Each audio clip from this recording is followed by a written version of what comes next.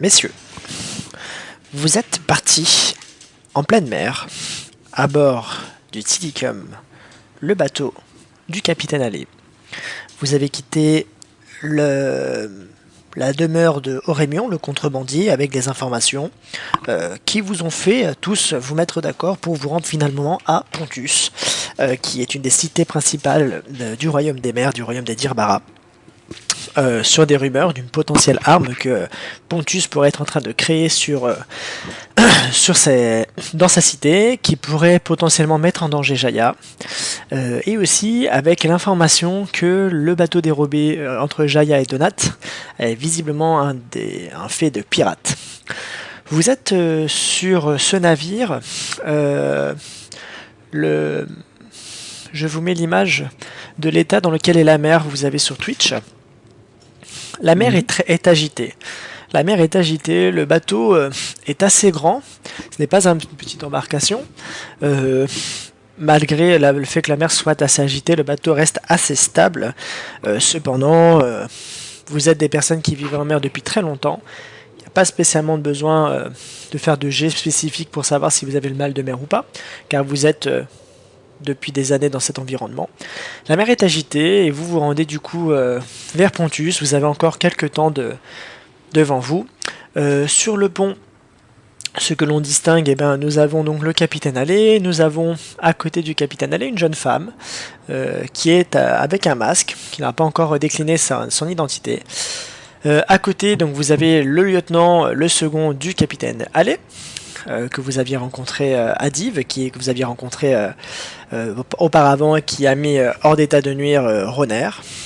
Et puis vous avez aussi une personne qui est en haut, donc qui est vraiment tout en haut du mât, sur le perroquet, qui est la vigie du bateau, qui ne s'est pas non plus présentée, donc je ne peux pas donner beaucoup plus d'informations pour l'instant. Donc voilà, c'est la situation dans laquelle vous êtes. Je vais vous laisser interagir entre vous, parler, discuter, et puis petit à petit, on avancera au fur et à mesure dans l'histoire. Je vous écoute.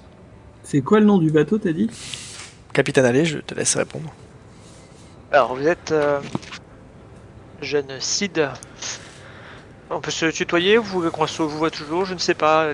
L'usage veut en mer que on vient rapidement à se tutoyer puisqu'on va vivre des choses, des aventures ensemble, mais je vais pour l'instant garder la bonne et due forme, on va dire. Donc vous êtes à bord du Tilicum. C'est le navire que nous avons construit, mes compagnons et moi. C'est un navire qui est assez grand et qui a fait sa réputation dans le royaume des mers. Je ne veux pas qu'il soit encore très très connu puisque j'aime que le navire soit un peu à mon image, c'est-à-dire qu'il soit un petit peu versatile, qu'il soit un petit peu changeant, qu'il soit tantôt pirate, tantôt marchand, tantôt en détresse, tantôt agressif. Voilà. J'aime j'aime garder un certain flou sur mon navire, sur son organisation, voilà, sur sa couleur, sur tout ça. J'aime bien varier un petit peu les plaisirs. Étant donné que la mer est agitée, jeune Sid, vous m'aviez dit que, bon, je pense que vous êtes un homme des mers, donc vous n'avez pas spécialement peur de la chose. Je veux quand même m'assurer que vous soyez déjà un minimum apte à faire certaines actions, puisque si on est amené à faire dans des situations un peu plus complexes, je veux savoir un peu à qui j'ai affaire. Est-ce que vous accepteriez un petit test? Si vous voulez. Alors la mer est agitée et comme vous le savez, lorsque les mers sont agitées, maintenir une voilure très importante peut être préjudiciable pour un bateau, puisque il peut rapidement être entraîné par le vent et du coup sa direction peut être rapidement changeante.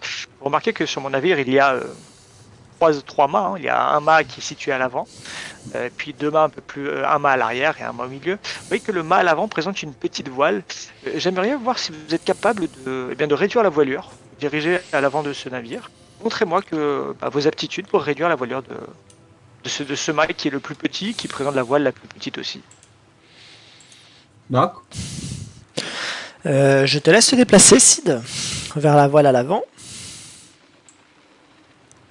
Je te laisse déplacer ton token. Vas-y. Alors juste le temps que Sid se dirige à l'avant, moi je me déplace en même temps que lui. Et le temps qu'il va à l'avant, je monte grâce à une échelle, hein, qui est une échelle de corde. Je monte sur le mât qui est situé là et je m'accroche un petit peu en haut du mât pour voir un petit peu comment il se débrouille. Très bien. Sid, je t'écoute. Eh ben, je suis quand même habitué à Oui. voyager en mer et compagnie, donc je fais tout simplement ce qu'il m'a demandé de faire.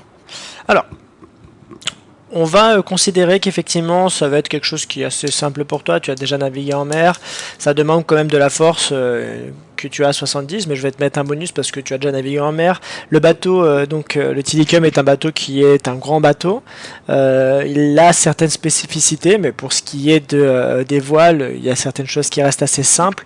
Tu as 70 de force, je vais te donner un bonus de 15, tu as 85, ça va te savoir si tu es capable de le faire rapidement ou si tu vas un peu t'emmêler les pinceaux pour le faire. Donc, 59. tu fais 59 très rapidement, tu prends les cordages tout seul, c'est de la plus petite des voiles du bateau, c'est une voile qui est effectivement à l'avant.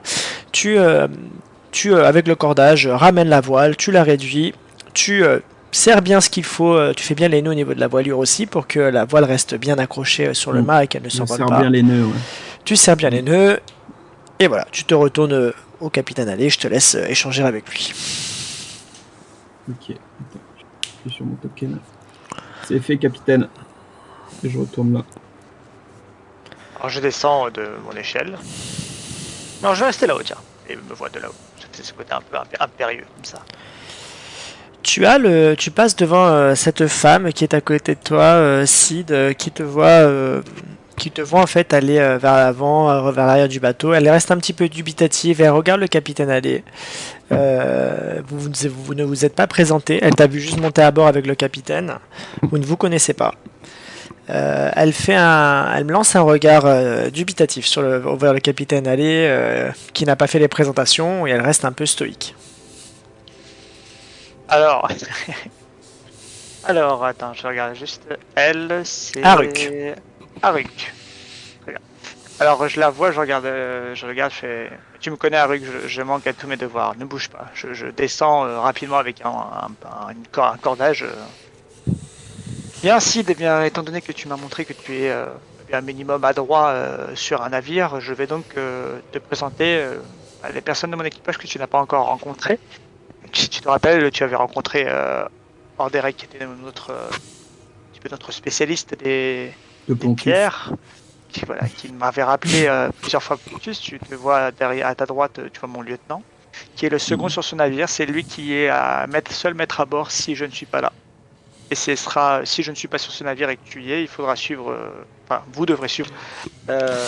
Et donc, pardon, je reviens juste sur ce que tu disais. Donc, tu as présenté Aruk, je la mets sur le Twitch aussi pour que vous voyez un petit peu à quoi elle ressemble. Twitch, moi, il est mort là. Ça relance, ça va se réactualiser. Aruk, donc, est une jeune femme plutôt, on va dire plutôt svelte. Elle a l'air, tu vois dans ses traits, Sid Renaud, qu'elle a l'air assez jeune. Tu as du mal à donner un âge, mais tu sais très bien qu'elle n'est pas, ce n'est pas une personne âgée. Elle est très très jeune. Elle a un regard qui paraît assez froid. La partie du bas de son visage est complètement cachée. Elle a des traits presque d'enfant, dans un corps plutôt de femme, effectivement. Mais voilà, ce qui t'étonne un peu, c'est de voir un visage aussi jeune dans ce contexte de piraterie. Voilà. La seule chose que tu arrives à noter par rapport à ça, à un moment donné, tu vois Adiv, effectivement, qui, lui, s'affaire à s'occuper du bateau, à regarder les cordages, à regarder que le bateau fonctionne bien. Il avance vers l'avant. Et il va aussi jeter un petit coup d'œil pour voir si tu as bien rattaché la voilure comme tu l'avais dit pour faire sa petite inspection. Alors juste un truc. J'aimerais faire un truc vraiment pour rester dans le jeu de rôle. Avant que mon lieutenant me passe devant, parce que là il va se diriger vers l'avant, si j'ai bien compris, oui. Parce que là j'ai mon... Là, il y est. Avant qu'il dirige... Voilà, donc à part, juste pour quand il était au passage, comme le lieutenant, tu as vu Sid qu'il avait des problèmes de vision. Et bien, quand il passe devant moi, je m'amuse à mettre la main devant ses yeux comme ça. Et montrer qu'il voit rien, tu vois. En même temps qu'il passe devant moi, je suis le mouvement et je bouge de haut en bas ma main. pour me moquer un petit peu de lui comme ça. Sid, je vais te demander un jet de perception, s'il te plaît. Perception active. Tu as 6. Un des 10. Des 10, donc tu as 6. Si je me souviens bien, ouais, c'est ça. 4, Tu fais hein. 4. Quand effectivement Adi passe à côté de toi et que tu vois le capitaine aller un peu se narguer narguer son lieutenant, tu vois par contre qu'effectivement même s'il a la vue voilée, qu'il est aveugle, tu vois que c'est pas son sûr. Tu vois qu'avec son épée qu'il a dans son... Je vais te remettre l'image pour que on voit un peu à quoi il ressemble à Div, on l'avait déjà mis la dernière fois. Tu vois qu'en fait qu'au bout de son épée, il a une épée qui est dans son fourreau. C'est un fourreau qui est fin, fourreau en cuir. Mais tu vois qu'en fait il utilise cette épée là, alors pas du tout comme le feraient les aveugles classiques qu'on connaît nous, il l'utilise en fait pour marcher.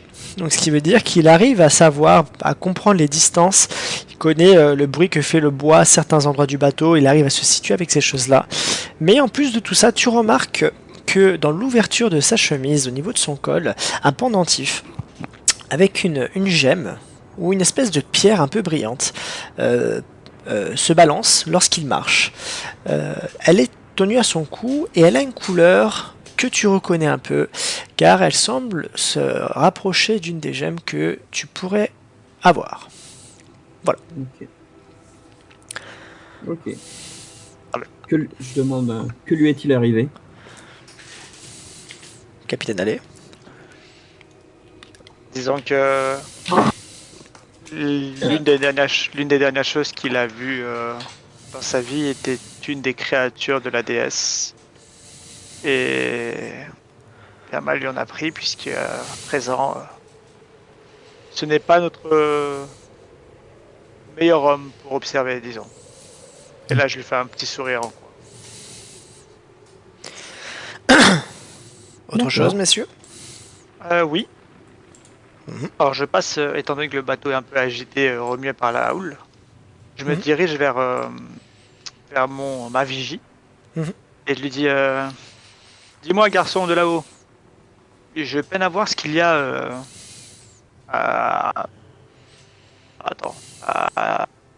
faut que je la direction. Tribord. À tribord, oui, non mais c'est pas qu'à tribord, c'était plutôt, j'allais dire nord-est, tu vois, mais à tribord.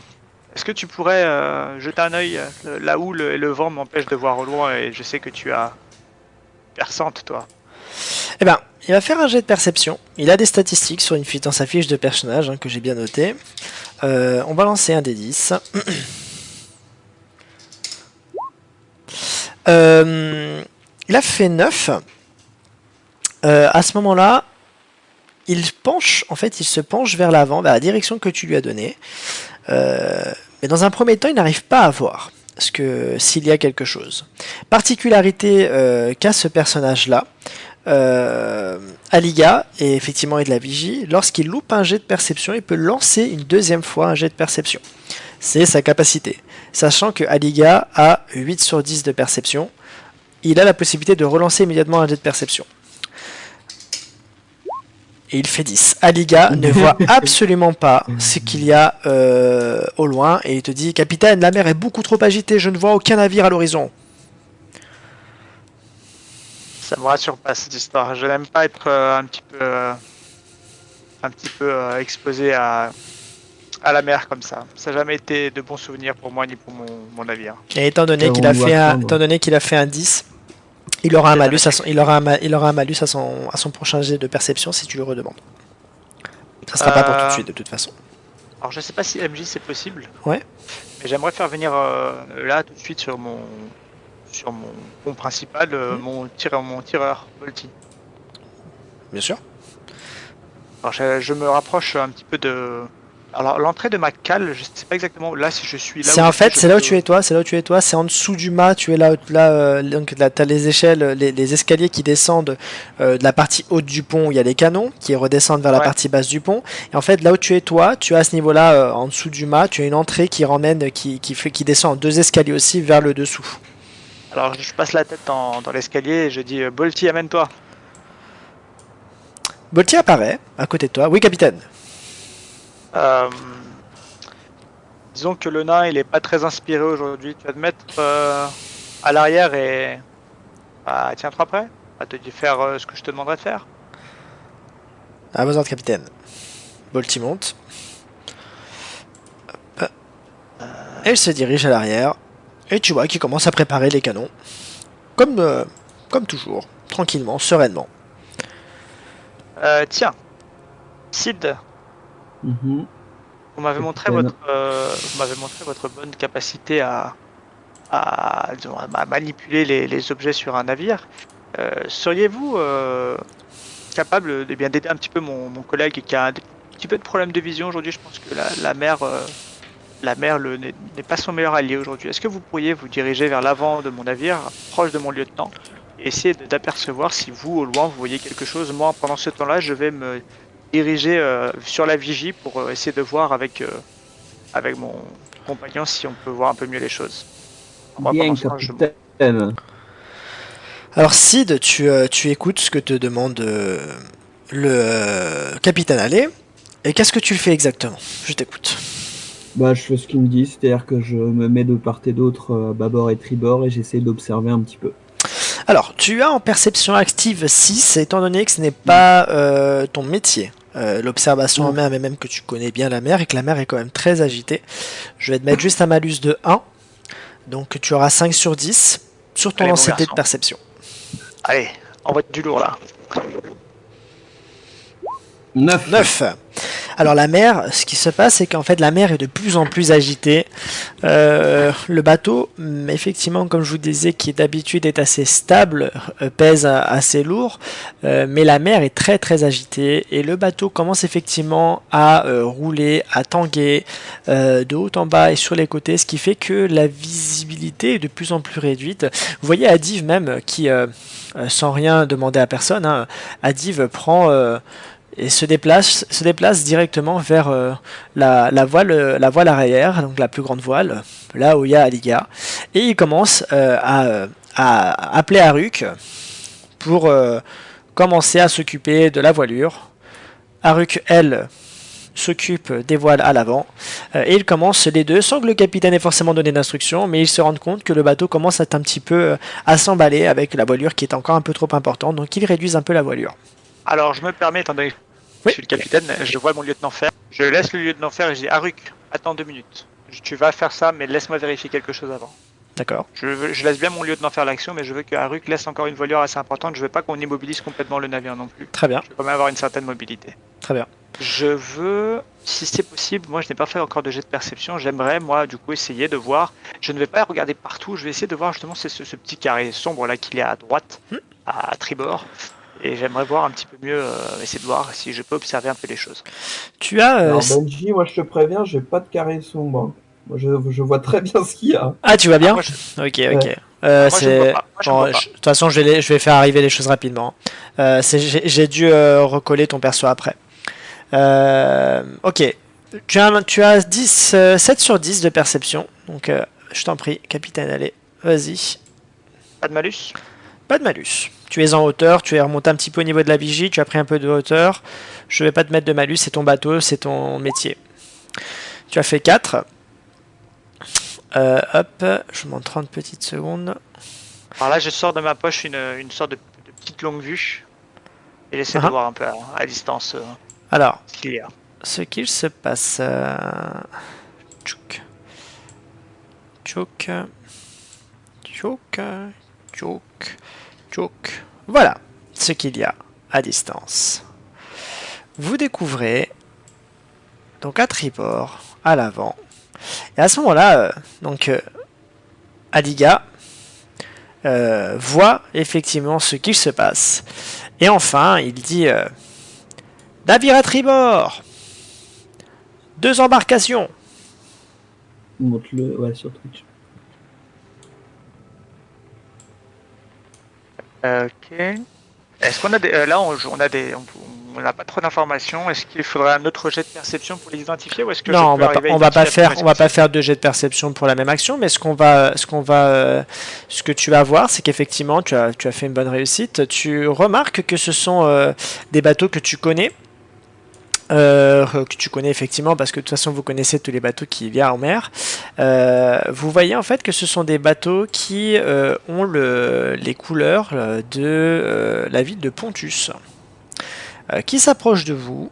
Ils n'ont pas forcément il n'y a pas forcément d'approche hostile, hein. Ils sont pas à pleine voile, ils sont pas l'équipage que vous voyez n'est pas non plus en train de s'affairer comme pas possible. Non, ils sont juste en train de s'approcher doucement. Les navires s'approchent, je vais vous dire en douceur, voilà, en douceur. En douceur, ils s'approchent, ils approchent de votre côté. Hop, je vais les faire avancer un petit peu, ce sera plus simple. Hop, l'équipage tombe à l'eau, bien entendu. Hop, hop.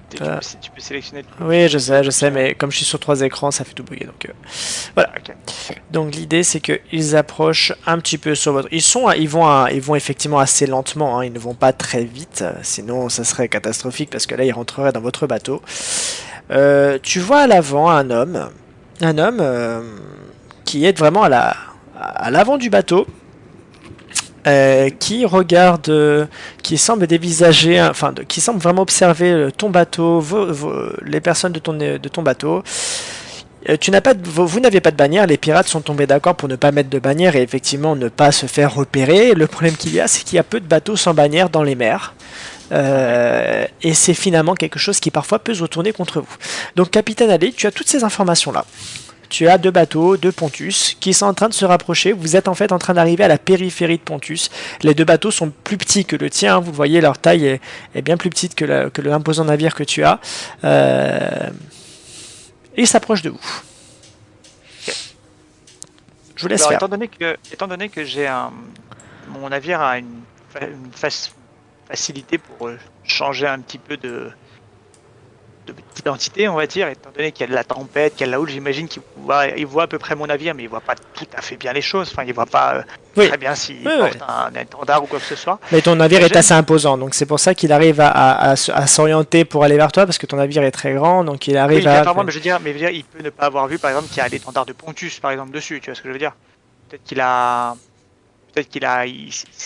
pas vu vraiment que j'étais peut-être potentiellement un pote à eux, quoi. Ah non, effectivement, il sait pas que vous êtes des pirates. C'est ça la question. Voilà, ce que je voudrais faire, c'est que je voudrais que alors tiens, je vais mettre en action Sid, Harouk et mon lieutenant. Là, ils sont à portée de ma voix, mais ceux qui sont à droite sont pas à portée de ma voix, on est d'accord, hein. Eux, ils m'entendent pas. Là, ceux qui sont à portée de ta voix, il y a Adiv, il y a Ligat, il y a Liga, il y a Bolti. Sid Renault n'est pas à portée de ta voix, il est complètement à l'avant du bateau, donc lui il voit effectivement les 2 embarcations s'approcher. Harouk peut éventuellement t'entendre. Alors, je vais demander donc à mon lieutenant, faites coulisser l'étendard de Pontus à l'avant des voiles. C'est-à-dire que là, je veux qu'au-dessus des voiles, il y ait comme un truc qui était un drapeau enroulé, qui le déroule et qu'il apparaisse devant ma voile, tu vois. D'accord. Et je voudrais que Harouk dise à Sid Renault de faire la même chose, comme ça le truc sera bien à l'avant. D'accord. Et ce sera visible. Alors. D'accord. Écoute, je sais pas ce que ça va demander comme jet. Est-ce que je pense que c'est un jet de force ou voilà. Alors, y a pas là, tu donnes l'information, donc Adiv s'empresse de le faire. Harouk écoute tes instructions. Harouk, quand elle entend ça, elle va se rapprocher de Sid. Elle va lui dire Sid, rapproche-toi de moi. Elle va te tutoyer. Rapproche-toi de moi.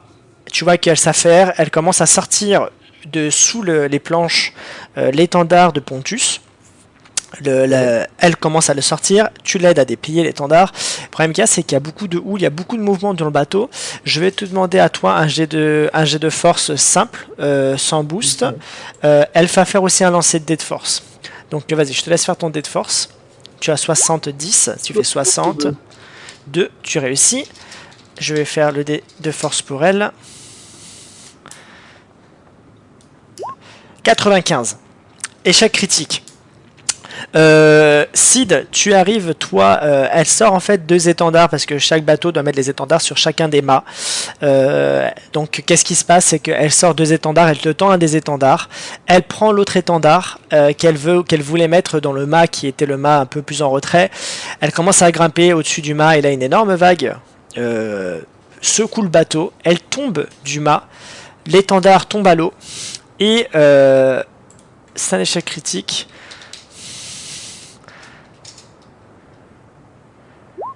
Elle perd 3 points de vie.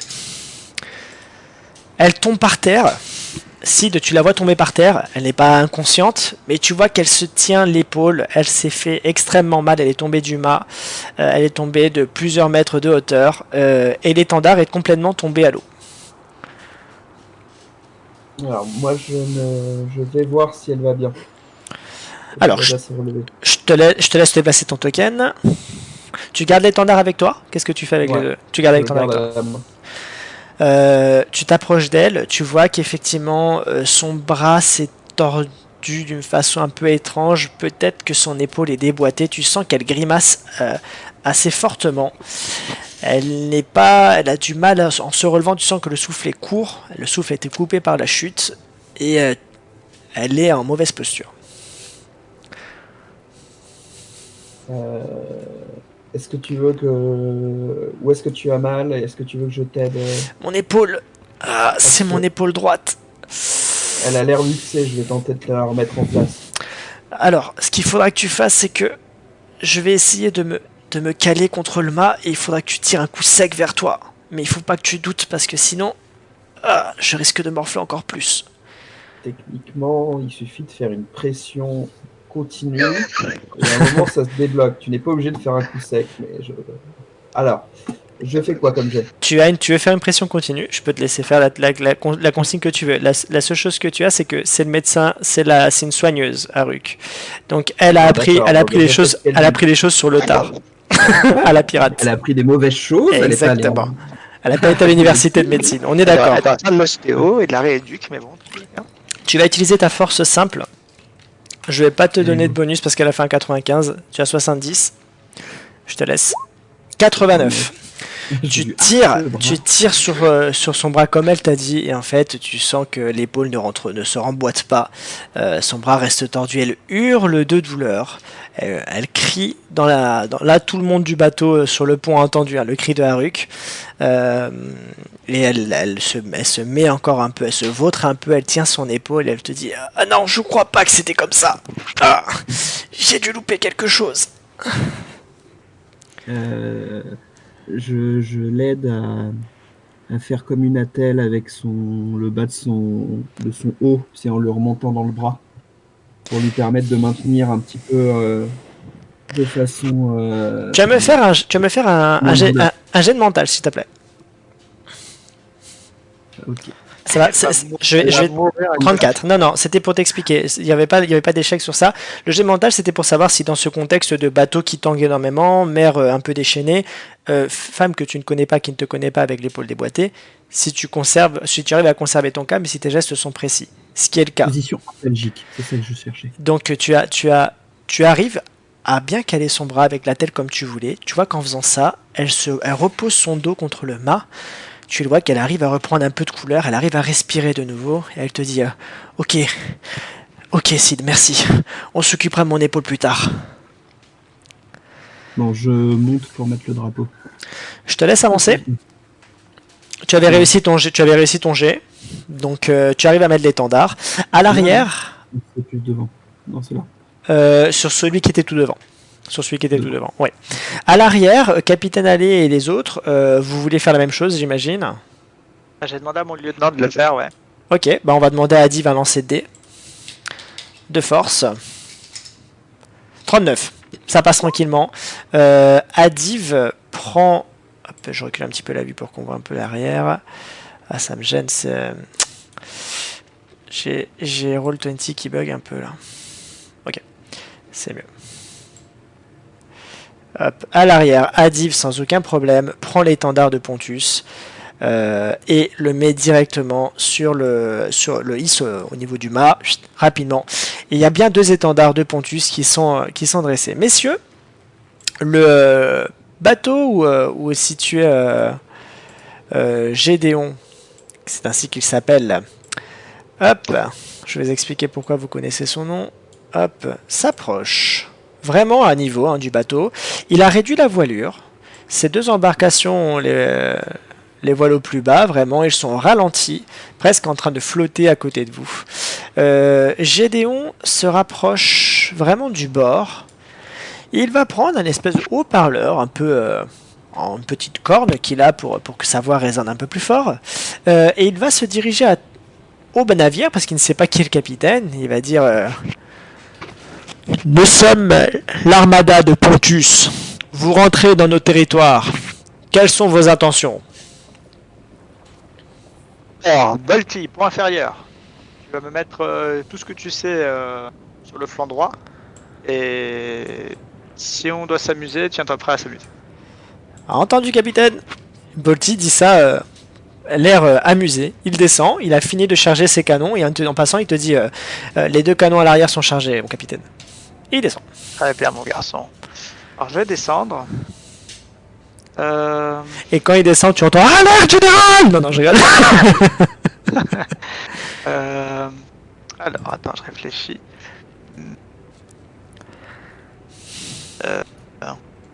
Tiens, je vais vraiment faire jouer tout mon truc. Je vais te casser les pieds, MJ, mais... Non, mais pour l'instant... je vais dire, lieutenant, va me chercher... Attends, j'aimerais bien te chercher le dernier. Il s'appelle comment, le dernier? Je me rappelle plus. Lequel? Forgeron. Il s'appelle Olitam, si je me souviens bien. Alors attends, parce que tu m'as sorti des noms à coucher dehors, mais je crois que c'est ça. Olitram, je crois. Olitram, exactement, Olitram. Je dis lieutenant, va rejoindre Bolty et envoie-moi Olitram, on va faire le coup du marchand. Tu vois qu'Adiv n'aime pas trop ton idée. Adiv te regarde et te dit capitaine, je serai bien plus utile à vos côtés s'il faut se battre. Ce que je te dis, s'il y a besoin, tu reviendras et... Il n'y a pas de problème pour l'instant, ne t'inquiète pas pour ça, on se débrouillera. Il acquiesce et il te dit au besoin, vous savez quel signal faire. Et il descend. Tout à fait. À ce moment-là, le MJ cherche le token d'Olitram. Faisons une petite musique d'attente. C'est pas comme si l'équipage du capitaine Allais avait 3500 personnages. Il est là. À ce moment-là, un homme apparaît. Et te dit alors, capitaine, on fait quoi cette fois-ci? On va leur faire le coup du marchand. Tu vas dire que tu es un marchand qui va vers qui est de Pontus. Tu es marchand de Dirbara et que tu viens vers Pontus pour justement marchander, échanger des gemmes avec des gemmes que tu as toi contre d'autres gemmes d'intérêt. Du coup, c'est moi le capitaine. T'es le responsable à bord, donc c'est toi le marchand et nous on est des marins quoi. Et là pendant que je dis ça, j'enlève mon chapeau, je le cale sous un coin dans une boîte, j'enlève un peu l'habit qui fait de moi le capitaine, je mets ça de côté, je mets juste mes armes, je les retire pas, je les cale derrière mon dos, je les cache derrière mon dos et je me mets à frotter un peu à nettoyer le pont, à essayer d'évacuer l'eau avec un seau, enfin voilà, je fais le marin. Bien. Voilà. Olitram s'exécute. C'est une gymnastique que vous avez déjà fait plusieurs fois, donc il s'étonne absolument pas de ce que tu lui demandes. Il se rapproche, donc du coup, il se penche sur le côté tribord du bateau, et il dit salut l'ami. Eh bien, tu as affaire à des marchands. Nous allons dans ta ville à Pontus échanger quelques petites pierrailles, si tu vois ce que je veux dire. Gédéon, vous le connaissez parce qu'effectivement, c'est un des contrôleurs de l'accès de la cité de Pontus. Gédéon regarde votre bateau et il dit à Olitram dis-moi, c'est toi le capitaine du navire? Ouais, c'est moi. Je suis capitaine de ce rafio depuis plusieurs années. pourquoi la conversation toute seule. Pourquoi votre navire, capitaine, n'a que 2 étendards sur 3? Ah, on a pris une sacrée tempête avant d'arriver et la jeune là-bas, là, elle s'est... il regarde Aruk, il voit qu'Aruk lui fait signe avec la tête que quelque chose ne va pas. Oh, vous savez, dans la tempête, on a dû sûrement perdre un des étendards dans la flotte. Quand on arrivera au port, on en demandera un de vos amis là-bas, là. Gédéon est un peu dubitatif, il regarde un peu ce qu'il y a. Et puis Gédéon, on va lui faire un petit jet de perception. Ok, il avait 5. Hein. Il a fait 10. Gédéon ne voit absolument pas l'arrière du bateau où il y a 2 énormes canons préparés. Il ne voit pas non plus, la mer est tellement agitée qu'il ne voit pas bien ni le capitaine Allais, ni la vigie, ni Cidreno. Il voit effectivement que les 2 étendards... Reno. Sid Reno, il est là, il ne voit absolument rien de suspect en tout cas, et il ne reconnaît pas votre navire, ce qui est plutôt bon signe. Vous allez mouiller combien de temps dans le port? Il se retourne vers toi, allez, et dit, je sais pas, tiens un second, combien de temps on va s'arrêter dans le port? Capitaine, je pense que nous allons y rester au moins une bonne semaine. Nous avons pas mal de marchandises à fournir et nous devons aussi recharger en vivres. Ouais, voilà, une semaine, marchandises et vivres. Il y a Gédéon qui regarde. Vous veniez de quelle cité? De quel endroit? Olitram se retourne vers toi. Il est habitué à improviser. Il te fait signe avec la tête qu'il va improviser. Bah, c'est simple. On venait de Donat. Vous veniez de Donat? Eh ouais. Vous n'aviez pas peur d'emprunter ce chemin en venant de Donat? Il se retourne vers toi de nouveau. Je me rapproche un petit peu, parce qu'il y a la conversation, donc je me rapproche. Et il te fait un petit clin d'œil. On a peur de rien, nous. On est des vrais guerriers. Un second. Oh oui, enfin surtout vous, capitaine. Et ouais, je baisse la tête un peu. Et lui, il te met une petite tape dans le dos. Haha, ben ouais. Ça, c'est un dur à cuire. Ça, c'est mon petit second, ça. Gédéon va se rapprocher. Encore un peu. Donc, il va rapprocher le bateau. Vraiment, le bateau est à l'arrêt. Hein. C'est-à-dire qu'en fait, c'est ces hommes qui sont derrière lui qui commencent à sortir des rames pour vraiment se rapprocher doucement de ton bateau. Et Gédéon te dit puis-je inspecter l'intérieur de votre bateau? Olitram se retourne vers toi. Et il attend un signe de ta part. Réfléchis. Je réfléchis parce que moi, me connaissant, moi je coulerais les 2 bateaux là. Mais non, on va réfléchir quand même. Vous savez que si vous voulez rentrer dans les terres de Pontus, dans les mers de Pontus, pardon, c'est quelque chose qui est un peu obligatoire. Nous ne pouvons plus laisser rentrer tout le monde. Vous savez que dans le contexte actuel, on ne sait pas si on peut se faire attaquer de l'intérieur. Si vos intentions sont bonnes et louables, je jetterai juste un petit coup d'œil à ce qu'il y a dans votre cale et nous partirons rapidement. Bien volontiers, mais capitaine, je me permets. Le navire chahute pas mal et nous peinerons déjà à faire rentrer une seule des embarcations. 2, ça me paraît clairement impossible. Si vous voulez monter à bord, vous pourrez monter avec vos 2 hommes. Nous n'avons rien à cacher, mais 2 embarcations qui viendraient se mettre sur le flanc du navire, ce serait peut-être trop dangereux. Nous risquerions trop de pertes, capitaine. Tu vas me faire un jet de mental pour savoir si tes paroles ont réussi à le convaincre par rapport à ce que tu lui dis. Tu as 75. Tu fais 25. Tu vois Gédéon qui fait signe à l'autre navire. L'autre navire à ce moment-là se met en panne, donc toute voile fermée. Il reste statique, là où il était prévu.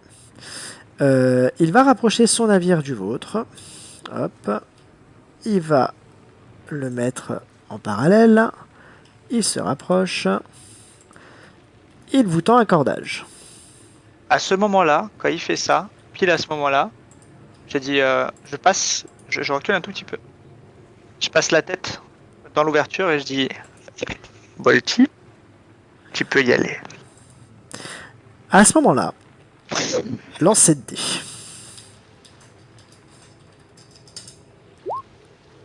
Parfait. Pierre, il va comprendre dans quel navire il est. Alors, je m'en 30 petites secondes.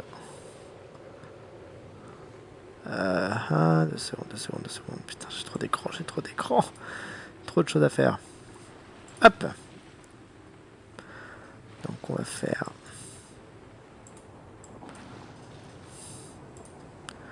Voilà, vous allez voir les dégâts.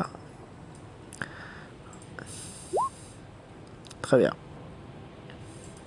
À ce moment-là, une énorme déflagration retentit d'en bas. Énorme déflagration qui secoue le navire. Une gerbe de flamme énorme sort des entrailles du bateau. Et vous voyez une flamme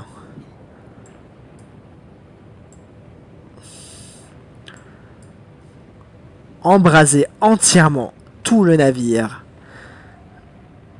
Et le navire disparaît. À ce moment-là, Gédéon et ses hommes sont dans l'eau, en train de crier, d'hurler. Les flammes qui ont été crachées par les canons de Bolty continuent de brûler alors qu'elles sont à la surface de l'eau. Les flammes continuent de brûler Gédéon et ses hommes, que vous entendez hurler à mort. À ce moment-là, l'autre bateau commence à de nouveau hisser ses voiles et à se rapprocher pour leur venir en aide. Il se rapproche. Tac. Hop. Et hop. Tu entends Gédéon dire « Mais vous êtes des faux! Vous ne savez pas ce que vous venez de faire !» Alors là, je récupère mon chapeau, je mets mon manteau en me rapprochant d'eux. Et je dis tout tranquillement, je dis à tes hommes sur le navire de ne pas se rapprocher de vous. Sinon, vous serez 6 à la mer. Tu vois qu'à ce moment-là, Gédéon est en train de brûler dans l'eau. Ces hommes sont en train d'hurler à côté de lui, ils sont à moitié en train de se noyer. On leur lance des cordages pour essayer de les amener sur le navire. Quand tu dis ça à Gédéon, il est en plus, tu sais, Oui, brinque-ballé par l'eau. Il est brinque-ballé en plus par l'eau en pleine tempête, en train de cramer. À ce moment-là, Gédéon dit « C'est hors de question, faites-moi couler ce bateau !» En face, le navire se prépare à répliquer. «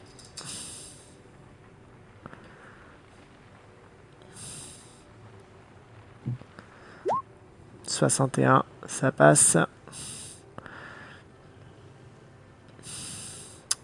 En termes de dégâts, hop, hop. Ce sont des petits navires, ils n'ont que 2 canons et qui n'ont pas la même taille que le tien.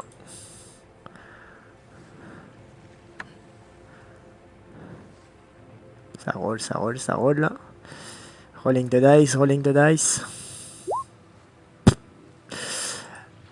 Tu entends 2 bruits de canon, on va dire basiques, les et tu vois 2 petites, les 2 boulets de canon qui viennent s'écraser sur la coque de ton navire, mais ils ne font pas spécialement de dégâts. Je vais pas dire qu'ils rebondissent, mais je vais dire qu'ils éraflent la coque de ton navire, mais ils ne font aucun dégât. C'est à vous, je vous écoute. Sid, tu as vu tout ce qui s'était passé, tu es à l'avant, avant qu'Alé puisse réagir. Est-ce que tu veux faire quelque chose? Alors moi je vais par là. Je dis c'est le moment de foncer, ils peuvent pas nous suivre. Ils doivent récupérer les hommes à la mer. Oui, mais on a un problème, c'est que s'ils rejoignent Pontus, on va être repéré. Et ça, c'est compliqué pour nous. Vous comptez vraiment assassiner ces gens? On va faire mieux. Sid, à l'avant du navire, il y a un harpon. Vous le voyez? Ouais. Il est noir. La pointe noire C'est du un- navire, hein. C'est ça, c'est Alors, c'est un harpon. C'est pas un truc qu'on peut, c'est un truc que je peux lancer, ça, hein, on est Oui, d'accord? oui, oui. Vigie, descends de là.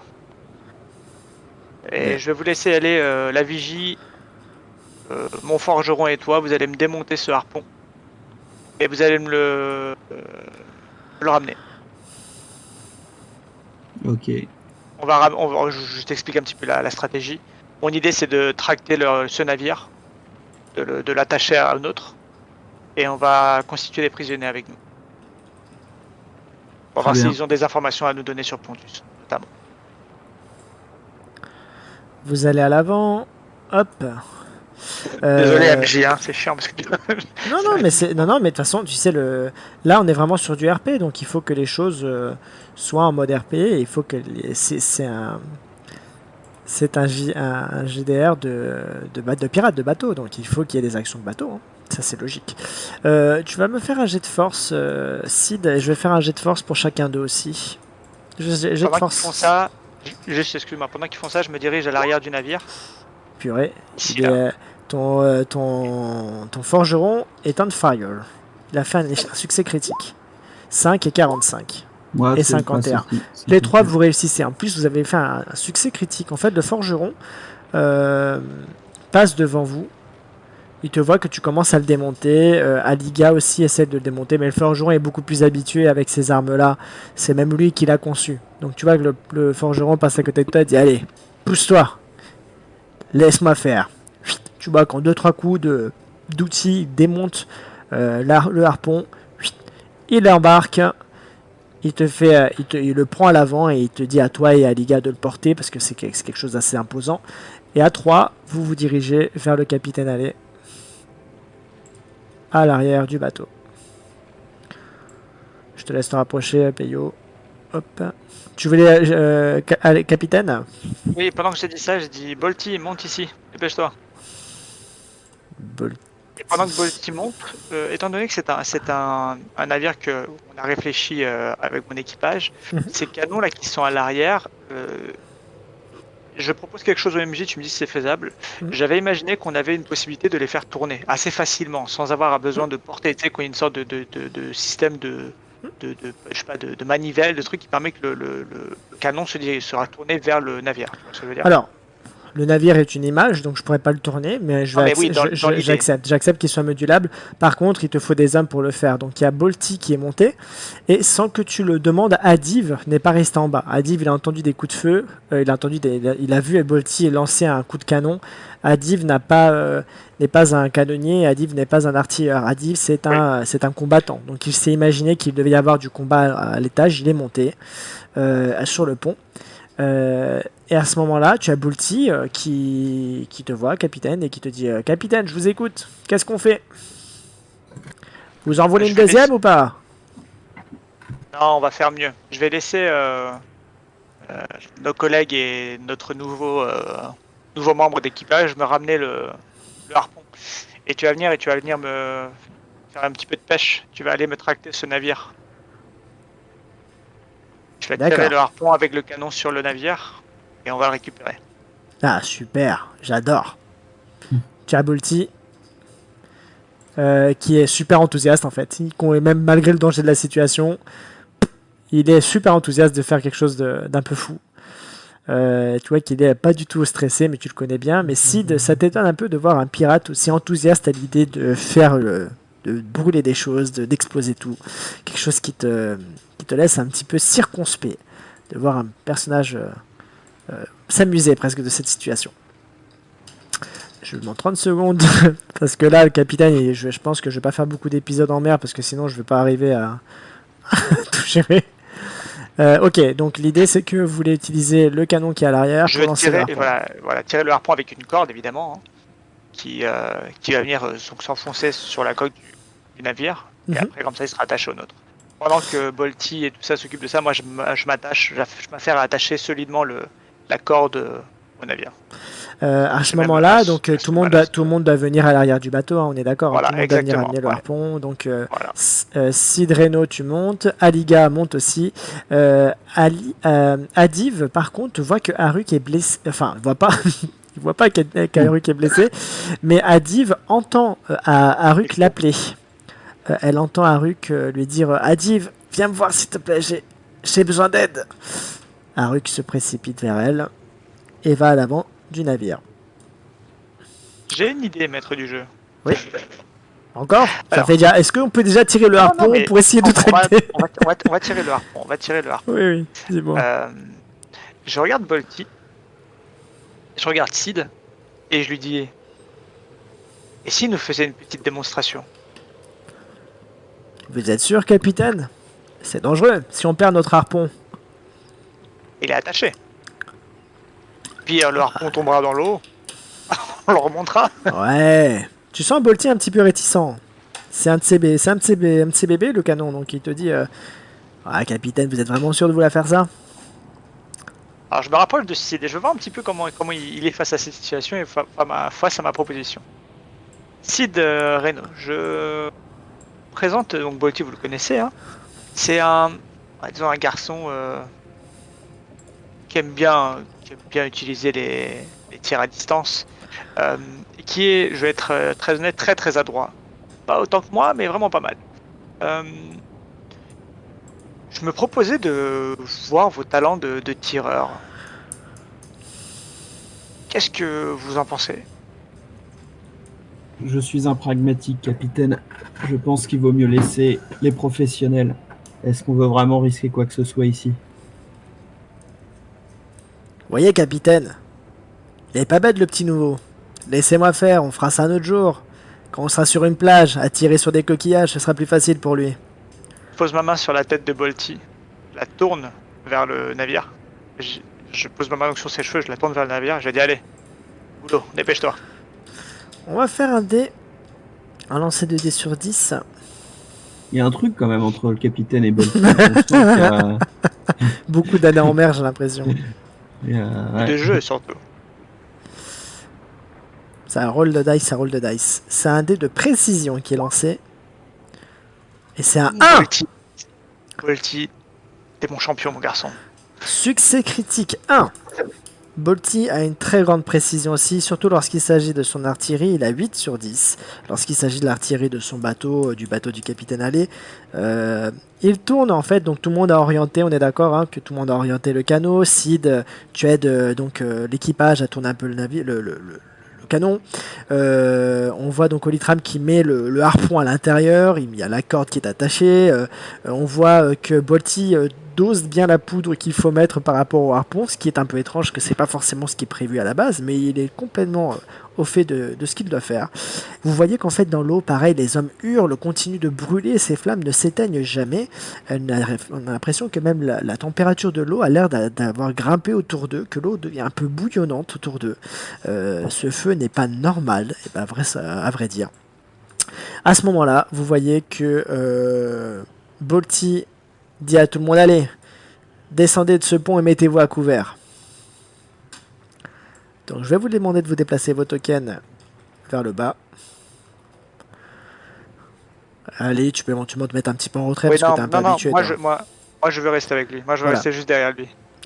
Et Bolty donc tire le harpon directement sur le navire. Le harpon vient en fait complètement traverser le navire de part en part, mais pas au-dessus de la ligne de flottaison. Ce qui fait que le navire ne coule pas, le navire est complètement attaché au vôtre, et avec le poids et le fait que ce bateau était et les voiles en panne, donc c'est-à-dire qu'il était complètement figé à ce moment-là, le fait de le tracter fait complètement pousser le navire vers vous. Ils arrivent à, dans le mouvement, faire remonter sur le navire Gédéon. Hop. Hop, 30 secondes, il y a trop de tokens, trop de trucs. Hop, un des deux hommes... les deux hommes ont fini par couler, brûlés par le feu. Gédéon est très gravement blessé. Vous voyez que les hommes, dès qu'ils le remontent à bord, ils tapent sur les vêtements de Gédéon pour essayer de lui éteindre ses flammes, mais ses flammes ne s'éteignent pas. Gédéon finit par enlever sa tunique, à jeter sa tunique à la mer, et voit sa tunique continuer de brûler dans l'eau. Et les flammes continuent de brûler alors qu'il n'y a plus rien à brûler. Ça brûle au-dessus de l'eau, comme si c'était une espèce de liquide inflammable qui était au-dessus de l'eau. Vous voyez donc Gédéon qui remonte sur son navire et son navire est tracté sur le vôtre. Qu'est-ce que vous voulez faire, capitaine? Donc Bolty se retourne vers toi et te dit on les fait monter à bord? On leur fait visiter un peu?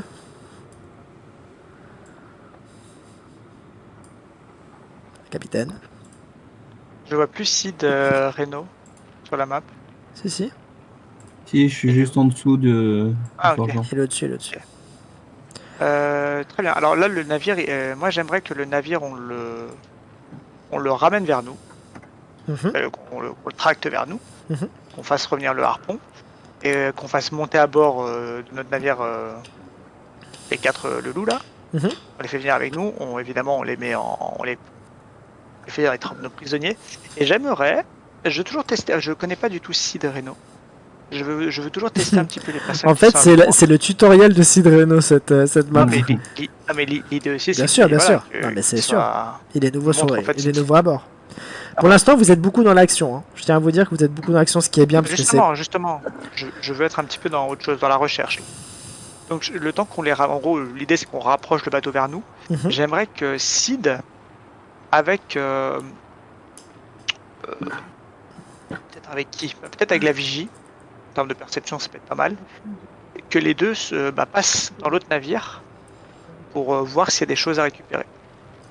Du matériel, du dirbara, des choses qui pourraient nous intéresser. Du matos. Je laisse Sid me dire ce qu'il veut faire. Donc, attends, t'as dit quoi exactement? Parce que L'idée c'est que toi, avec un de mes membres d'équipage, moi je vais ramener le bateau là, je vais Ouais, demander au et MO qu'on aille voir à l'intérieur, ok. Voilà, vous fouillez, vous récupérez. Bah allez, moi je suis prêt à le faire. Donc, à ce moment-là, on va le faire en deux étapes si vous voulez bien. Hop. Ce qu'on va faire, c'est qu'à ce moment-là, le bateau il est là. Vous tenez en joue, j'imagine, les personnes qui sont là. Vous leur demandez, j'imagine, de jeter leurs armes par-dessus bord. Ce qu'ils font, hein, parce qu'effectivement, ils n'ont pas forcément trop de taille à s'affronter, à vous Je vais me affronter. mettre là. Je vais me mettre là pour dire tout ça. Alors, je vais reprendre MG, Vas-y. excuse-moi, c'est que j'ai été un peu précipité. Vas-y, vas-y. Messieurs, ne perdons pas de temps. Toutes vos armes à l'eau. Et vous montez à bord. À ce moment-là, hop, ce qui se passe, c'est que on doit vraiment suivre, jouer RP. Hein. Vous avez demandé à la vigie et à Sid de monter sur le bateau, ce qui fait que lorsque ils vont monter à bord, alors effectivement ils sont désarmés, hein, mais ils sont quand même à 4 contre 2. Hein. Je tiens à le dire, hein. Je tiens juste à Le lieutenant, il préciser y a ça. Bolty. Oui, il n'y a pas de Le problème. lieutenant est à Après, l'avant. Hein. Le lieutenant est à l'avant. Donc ce que je vais faire, c'est que je vais mettre. Après, ils sont désarmés. Tu les tiens en jeu avec ton arme. Ton forgeron aussi a sorti son arme. Je vais les mettre en Voilà, bas. je vais préciser un peu parce que moi je pensais en fait, dis juste pour que tu aies l'idée. Moi je pensais Bolt- directement les Bolt envoyer au ici. cachot, tu vois. Non, mais il Moi, je faut pensais les justement, mettre comme on est directement au vraiment RP, l'idée c'est qu'il faut, D'accord. comme tu es D'accord. capitaine, il faut dire à Bolty, à ton forgeron. Alors voilà. Alors très bien. Écoute, je vais faire mon faire RP pour vraiment que tu vois mon idée pour que ce soit bien clair. Donc avant qu'ils montent sur le navire, j'ai sorti mes 2 pistolets que j'ai gardés dans chaque main. Comme tu l'as fait, d'un clin d'œil, j'ai fait venir Bolty vers moi qui lui aussi sort des armes. Et du coup voilà, on encadre un petit peu tout ce petit monde là. Mhm. Et voilà, je leur fais clairement comprendre que il faut pas jouer. Et une fois qu'on les a bien en joue, encadrés, qu'on les a remis plutôt centrés là comme ça dans le navire et pas très loin de mon lieutenant, Mhm. à ce moment-là, Sid et la vigie peuvent aller sur le navire. Ton lieutenant Je vais voit, essayer de ton faire lieutenant voit des gens monter à bord. Enfin, c'est un grand mot. Il entend tout ce que tu as dit. Hein. Il s'approche, il ramène Haruk. Vous voyez que visiblement Haruk a enlevé la petite attelle que Sid Reno lui avait donnée, et vous voyez que son bras a l'air de nouveau en place, étonnamment. Mais qu'elle tient sa main à l'épaule et qu'elle grimace très très fort. Sid Reno, c'est à toi. Moi donc j'obéis à mon capitaine, je descends dans le bateau. Alors, tu vas aller avec la vigie sur le bateau. Hop. Aliga saute sur le navire. Je te laisse aller sur le navire aussi, s'il te plaît. Les gars, c'est bien, il peut passer directement du mât à l'autre mât. Ouais, c'est ça, avec c'est les cendres. ça l'idée. Donc là, vous êtes tous les deux sur le navire, et ben on va faire 2 jets de perception, sachant qu'Aliga a un malus parce qu'il avait fait un échec critique. Il avait 8, on va lui mettre un malus. Ah mince, je me suis trompé, c'est un des 10. Un des 10. Oh, Aliga fait 1. Et moi je fais 4. Et toi tu fais 4. Aliga fait 1, c'est-à-dire que son malus est annulé. Les deux, vous inspectez complètement le navire. La seule chose que vous voyez, c'est qu'il n'y a pas de dirbara. Il n'y a pas de matériel spécifique, c'est vraiment un navire qui est un bateau plutôt léger. C'est un bateau qui est utilisé très souvent pour venir se mettre à hauteur des grands navires, pour faire un peu office d'inspection dans les entrées des ports de Pontus n'est pas un navire très militarisé. Vous voyez qu'en fait les canons qu'il y a, c'est qu'il y a 2 canons de chaque côté du navire qui sont des petits canons qui sont plus faits pour de la dissuasion que pour vraiment attaquer. Vous fouillez, vous voyez qu'il y a des planches de bois. Par contre, effectivement, dans le royaume des Dirbara, tout est important. C'est-à-dire que vous voyez qu'il y a des armatures en bois, des armatures un peu en fer, vous avez du cordage, vous avez des voiles. Vous avez un étendard tout neuf de Pontus qui est à votre disposition. Il n'y a pas beaucoup plus que ça. C'est vraiment un navire. Vous voyez du bois, quelques outils en ferraille, du cordage et des voiles. Voilà. Ok. On Capitaine. remonte. Je laisse peut-être Sid finir son action s'il veut. Bah, on remonte. Hein. Aliga repasse en fait par le mât. Il Ouais. remonte en fait tout en haut. Il te dit Capitaine, il n'y a rien là-dedans. Des cordes, une voile, des planches. Rien. Alors on va le garder avec nous ce bateau, ça peut me donner des idées lorsqu'on approchera de Pontus.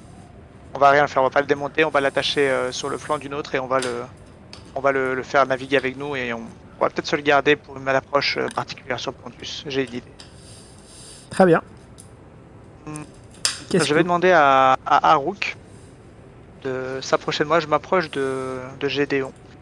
Je sais effectivement qu'il est bien blessé, je connais bien mes canons. Et je vais demander à Harouk si elle peut éteindre le feu quoi, qui consume sa peau. Aok regarde la blessure qu'il y a sur le corps de Gédéon. Tu vois qu'Aruk pose ses mains sur lui. Elle pose une main.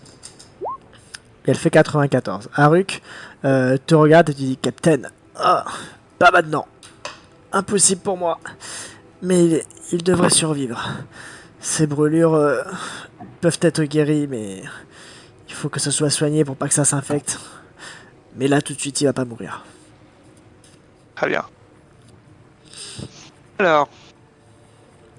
Dans ce contexte-là, vous êtes donc toujours en train de vous diriger vers Pontus.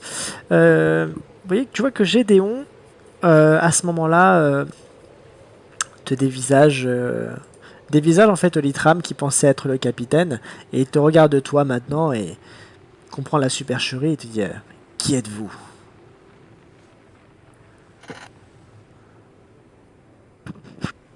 Je réfléchis. Mon nom ne te dira rien et même s'il te disait quelque chose, j'ai pas spécialement envie de te le donner. Je t'ai présenté comme Gédéon, disons que tu m'appelleras capitaine. J'ai plus à te demander moi par contre. Tu viens de Pontus. Je vais être très clair avec toi. Je n'ai aucune mauvaise intention vis-à-vis de toi et de ton équipage. Je suis J'ai bien vu ça. Je suis navré de tes 2 hommes qui ont dû périr par mon feu, mais je ne pouvais pas faire autrement. Maintenant, je vais être très clair. Si toi et ton équipage collaborez correctement avec nous, il ne vous sera fait aucun mal. Évidemment, tu te doutes bien, je ne pourrai pas vous déposer à Pontus. Mais je m'engage à vous maintenir en vie et à vous laisser rejoindre un autre port d'attache avant que nous disparaissions. Quel est ton nom? Je ne me répéterai pas une deuxième fois par contre. Tu m'appelleras capitaine. À ce moment-là, il y a Adiv qui s'approche de là où il a entendu la voix donc de Gédéon. Et tu vois qu'il sort son épée, qu'il la pointe sous le menton de Gédéon.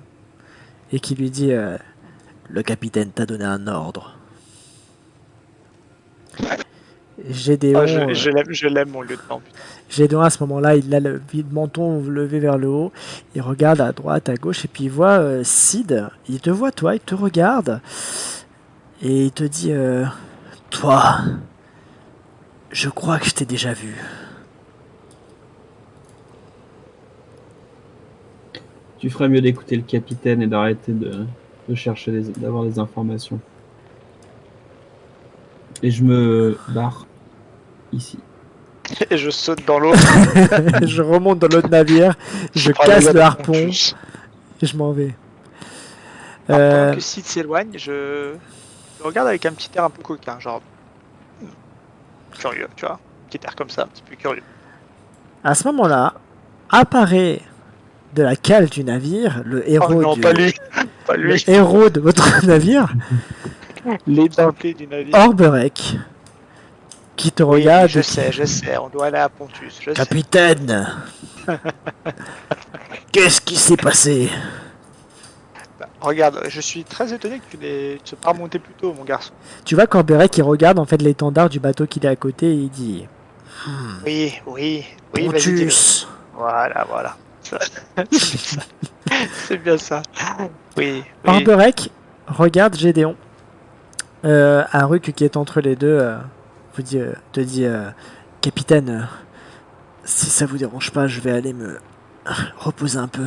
Oui, vas-y, vas-y. Ramenez-moi Gédéon un peu plus tard quand je pourrai m'en occuper, mais je dois m'occuper de mon épaule. Vas-y, va te reposer.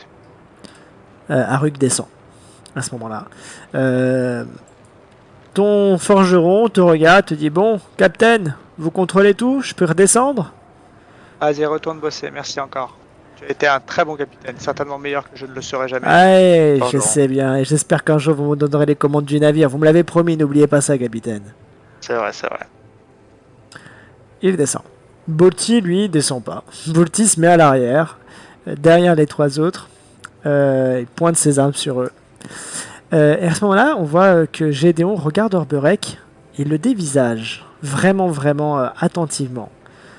Et il lui Mec, dit il est qui? Toi, Je te connais. tu es de Pontus, n'est-ce pas? Orberek se rapproche de Gédéon et lui dit Oui, je suis de Pontus. Et là, je dis, mais oui, mais tout s'explique. Mais c'est pour ça que t'arrêtes, c'est pour ça.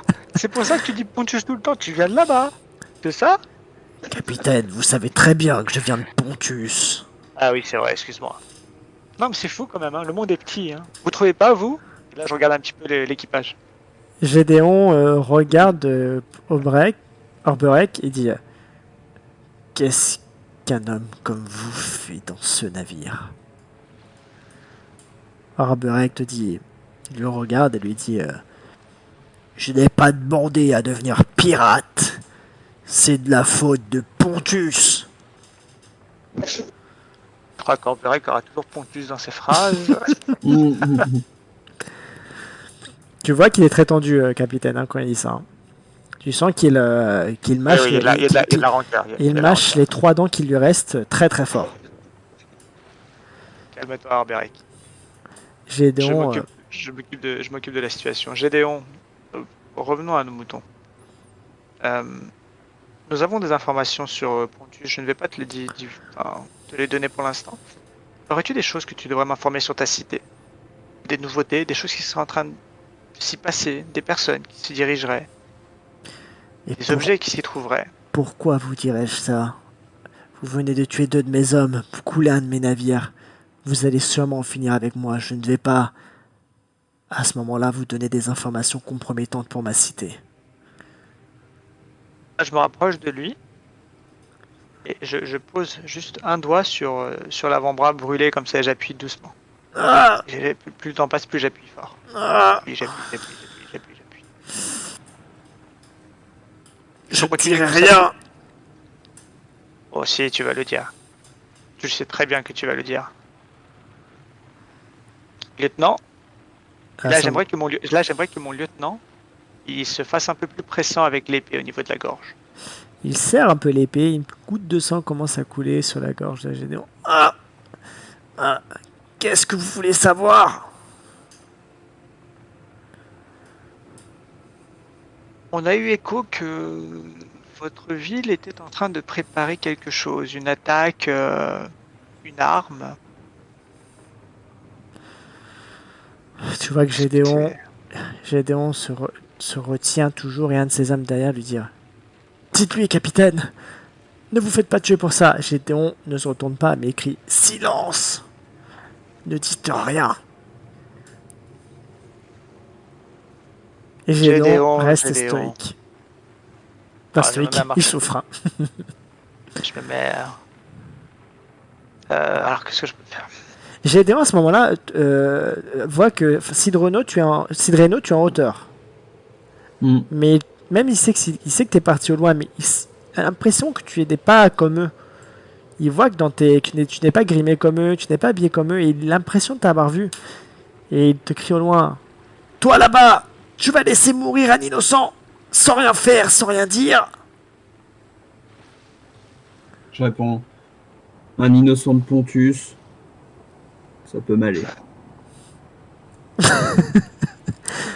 Et là, moi, je dis, oh, j'aime cette situation. À ce Écoute, moment-là, Orberek te regarde et te dit: Il n'y a pas d'innocent à Pontus. oh, oui, oui, oui, mâche tes dents. Euh, Alors, je vais commencer à me faire plus pressant. Je vais prendre mon pistolet et je vais le caler sur la tempe de Gédéon. Tu vas me Et faire on va faire quelque chose. Tu vas me faire un jet de mental. Tu vas avoir un bonus de 10. Je vais savoir si vraiment tu arrives à prendre l'ascendant sur lui. c'est 80, combien 85. 80. 85, je crois. 49. Gédéon est quand même très entamé par le feu qui l'a consumé une bonne partie dans l'eau. D'ailleurs, il sent encore que les brûlures sont très vives. Il voit du coup la lame de Hadiv qui lui rentre un peu plus dans la gorge. Il voit que tu pointes ton arme sur sa tempe. Il sait que la fin est proche. Et il te dit Non, je peux juste prendre la parole vu que j'ai l'avantage mental sur lui. Vas-y. Je peux soigner tes blessures. Tu mourrais pour Pontus, ici, en pleine mer, comme ça, seul. Tu es un homme des mers. Les hommes des mers n'ont pas de patrie. On est tous des parias en fait. Tu n'as aucune raison de mourir ici, ce n'est pas mon but.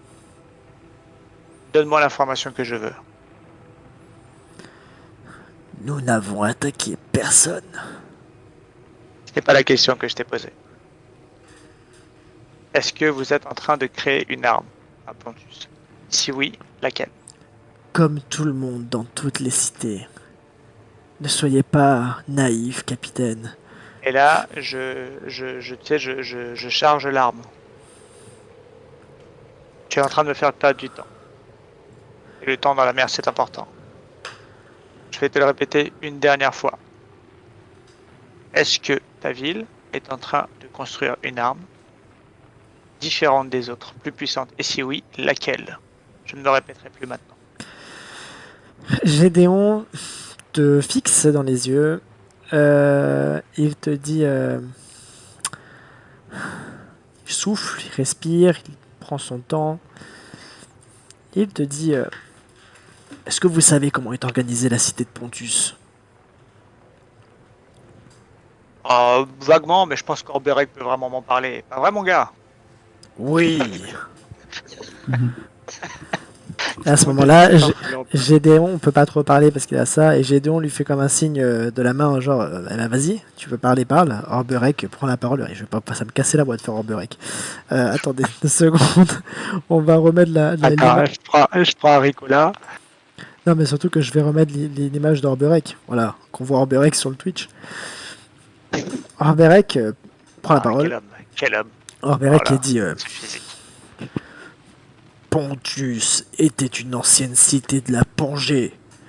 Cette cité était dirigée par une très grande famille, par un roi juste, une famille juste. Lorsque l'on s'est installé dans les mers, cette famille a continué de diriger la cité. Le problème, c'est que le roi de Pontus est mort dans la Pangée et n'a pas pu prendre le bateau. À ce moment-là, c'était ses frères qui ont décidé de se partager le butin et de prendre le pouvoir dans la cité. Ils se sont entretués, tous, en tuant pas mal de leurs serviteurs. C'était un chaos absolu dans la ville de Pontus. Et le pire, c'est que les autres cités n'en avaient aucune idée. Il y a eu un massacre dans cette cité. À ce moment, ils ont décidé qu'il fallait peut-être réfléchir à trouver une solution. Ils ont viré tous les rebelles, tous les parias, tous ceux qu'ils ont considérés impurs de leur île et de leur cité. À ce moment-là, ils ont mis à la tête une Génica qu'ils ont considérée comme étant la plus juste de tous ceux de Pontus. Une Génica qui s'appelle Élyséa. Élyséa est la souveraine de Pontus, la Génica de Pontus, et c'est la fille du roi qui était mort dans la plongée.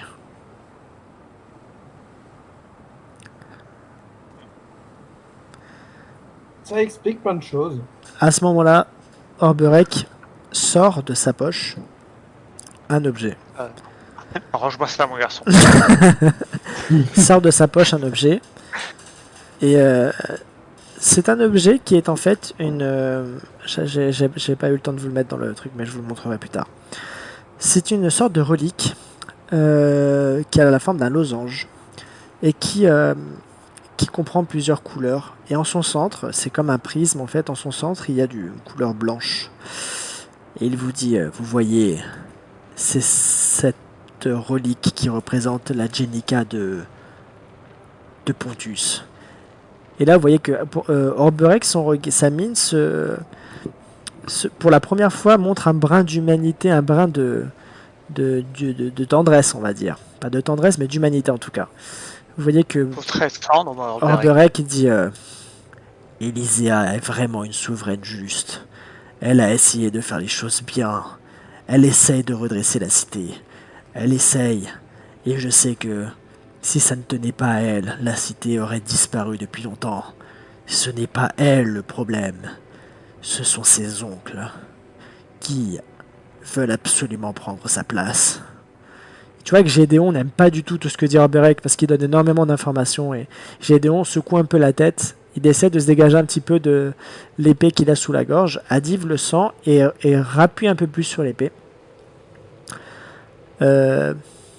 Orberek te regarde aller et te dit à Pontus, nous aurons beaucoup plus d'informations. Et la reine, la souveraine, la Génica, appelez-la comme vous voulez, Élyséa, elle a peut-être des défauts, mais c'est une femme juste.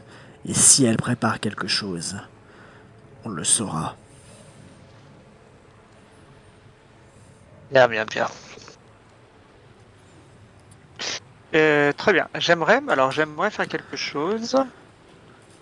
Alors j'aimerais faire un truc. Je suis un petit peu. Peyo là, il est un peu. Enfin, Sid, Reno, il est un peu loin de moi. Je suis en haut et j'écoute. J'aimerais faire quelque chose que tu ne pourrais pas entendre, Sid.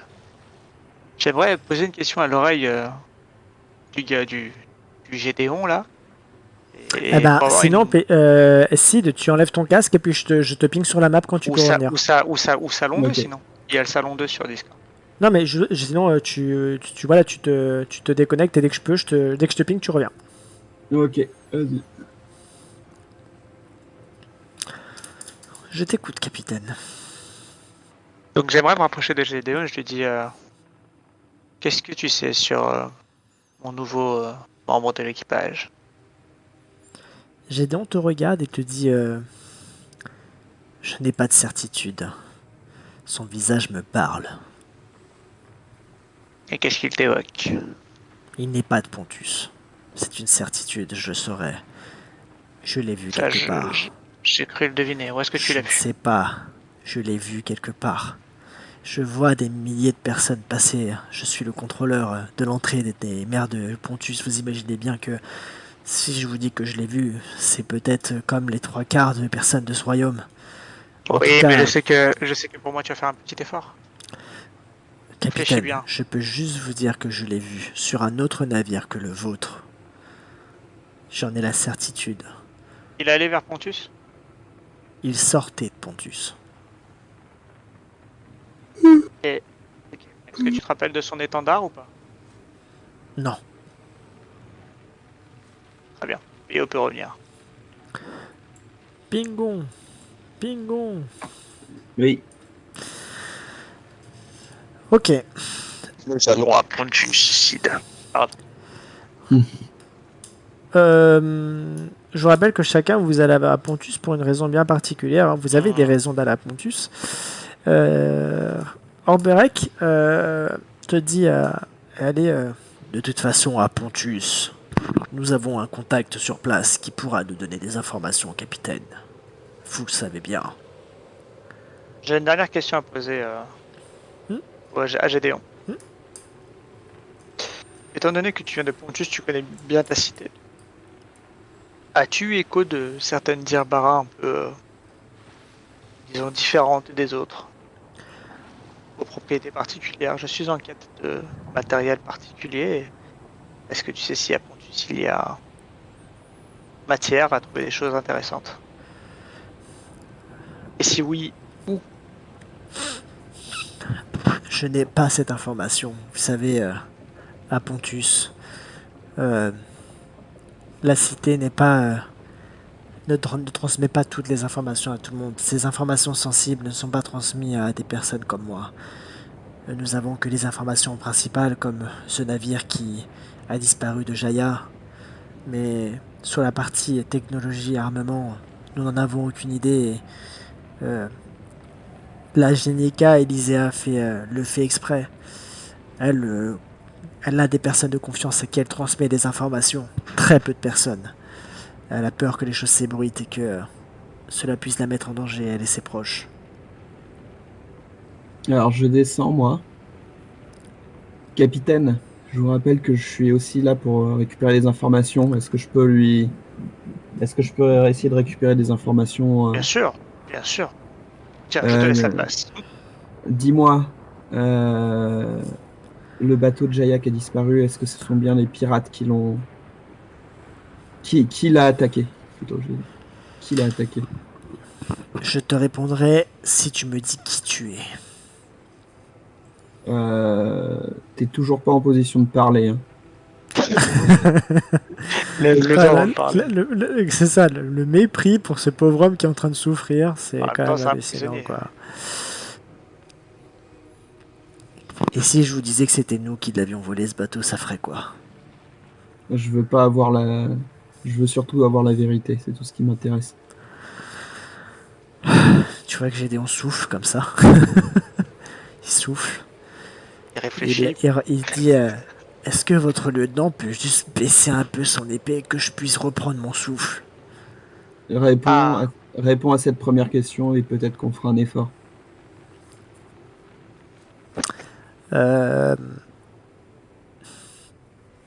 Vous avez entendu, et là il montre le vieux Orberek, le vieux, parler. Elisea est une génica juste. Elle ne ferait jamais une folie comme attaquer un bateau de Jaya. Jamais. Peut-être pas elle, mais peut-être ses oncles. Ce n'est pas la cité de Pontus qui a mandaté cela. Si Elisea apprenait qu'un de ses oncles avait procédé ainsi, il serait banni de la cité. Très bien. Dernière question. Est-ce que tu sais si Simas est à Pontus? À ce moment-là, de nouveau, il se retourne vers le capitaine. Il fait « Je crois que j'ai assez collaboré pour que votre collègue puisse baisser son épée, s'il vous plaît. » Pardon, excuse-moi, il t'avait pas vu. Lieutenant. Oui, capitaine. Un peu de tenue, voyons. Adiv range son épée et la range dans son fourreau.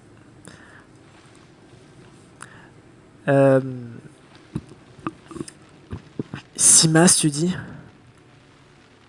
C'est ça. Que lui ingénieur de Jaya. Que lui veux-tu? J'ai besoin de le rencontrer. Je sais que Pontus a recruté plusieurs ingénieurs d'autres cités ces derniers temps. Et je sais que des navires sont entrés dans le port de Pontus sans bannière, avec un équipage qui était camouflé. Les capitaines de ces navires étaient des membres de Pontus, c'est pourquoi nous les avons laissés passer. C'était des personnes haut placées, mais je ne savais pas d'où provenaient les bateaux. J'ai essayé d'insister, mais Impossible d'avoir l'information. Je sais juste que plusieurs personnes sont arrivées à Pontus. Mais impossible à identifier. Je ne sais pas si cela vous aide. Ok. C'est bon pour moi, capitaine. Vous pouvez en faire ce que vous voulez. Lieutenant, je vais vous laisser emmener ces hommes au niveau du pont inférieur. Veillez à ce qu'ils soient entravés, mais qu'ils reçoivent des soins et à manger et à boire. À ce moment-là, le lieutenant s'exécute. Il fait signe à Orberek. Alors il est aveugle, hein, mais il fait, il dit à Orberek, descendez avec moi pour escorter ces prisonniers en cale. Et à ce moment-là, Adiv, Gédéon et les 3 Gugus disparaissent. Ainsi qu'Orberek. Et en route, Bolti se met en bas du mât et dit à la vigie, Alia, Alia, à combien sommes-nous de Pontus?